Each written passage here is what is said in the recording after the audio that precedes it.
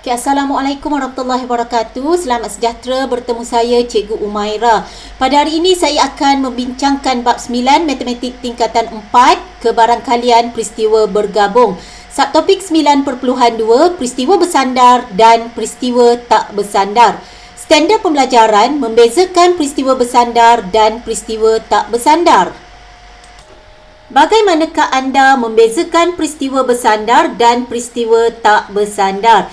Dua peristiwa A dan B ialah peristiwa tak bersandar jika peristiwa A tidak mempengaruhi kejadian peristiwa B dan sebaliknya.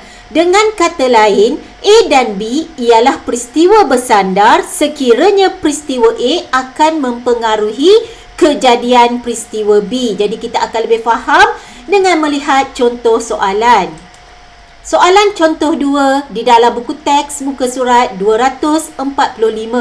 Kenal pasti sama ada peristiwa bergabung di bawah ialah peristiwa bersandar atau peristiwa tak bersandar dan berikan justifikasi anda. A. Mendapat angka sebanyak 2 kali apabila sekeping shilling adil dilambung 2 kali. Okey, sekarang saya akan lambung shilling sebanyak 2 kali. Kita lihat. Okey, yang pertama.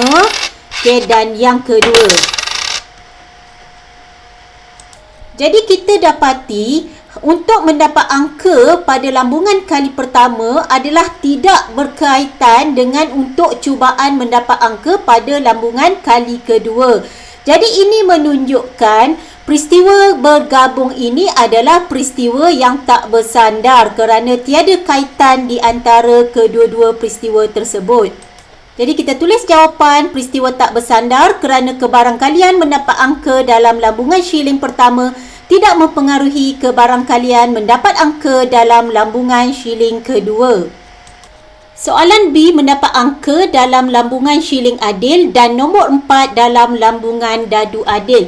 Jadi kalau saya ada satu tangan saya memegang dadu, satu tangan saya memegang shilling. Jadi kalau saya lambung kedua-duanya secara serentak, hasilnya nanti sudahlah pasti hasil mendapat shilling dan hasil untuk mendapat dadu adalah tidak berkaitan di antara satu sama lain. Jadi di sini kita dah boleh mendapat jawapan untuk B, iaitu peristiwa tak bersandar kerana kebarangkalian mendapat angka dalam lambungan shilling adil tidak mempengaruhi kebarangkalian mendapat nombor 4 dalam lambungan dadu adil.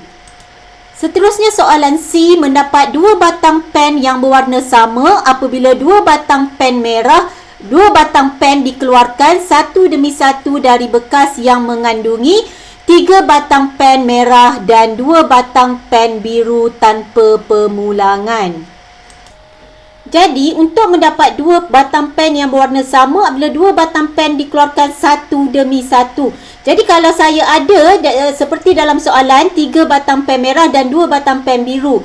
Jadi, saya ada 3 batang pen merah dan 2 batang pen biru di tangan saya. Anda boleh rujuk pada gambar saya di bawah video ini. Jadi, untuk saya dapatkan pen pertama secara adil, saya tidak melihat, saya akan cabut. Jadi, pilihan sekarang ada 4 batang pen dan jadi yang kedua juga saya akan cabut.